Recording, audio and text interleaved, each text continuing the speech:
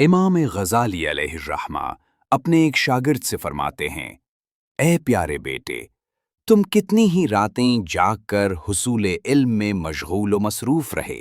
اور اس کتب بینی کے شوق میں اپنے اوپر نیند کو حرام کیے رکھا۔ میں نہیں جانتا کہ تمہاری اس محنت و مشقت کا سبب کیا تھا۔ اگر تمہاری نیت دنیاوی ساز و سامان اور مال و دولت حاصل کرنے، دنیاوی منصب اور عہدے پانے اور ہم عصر لوگوں پر اپنی برتری اور بڑائی ظاہر کرنے کی تھی، تو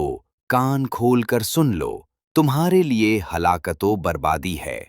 اور اگر ان شب بیداریوں میں تمہاری نیت یہ تھی کہ تم اللہ عز و جل کے پیارے حبیب لبیب صلی اللہ تعالی علیہ وآلہ وسلم کی پیاری پیاری شریعت کا پیغام عام کرو گے، اپنے کردار و اخلاق کو سنتوں کے سانچے میں ڈھالو گے اور ہمیشہ برائی کی طرف بلانے والے نفس امارہ کی شرارتوں سے بچنے کی بھرپور کوشش کرو گے، تو تمہیں مبارک ہو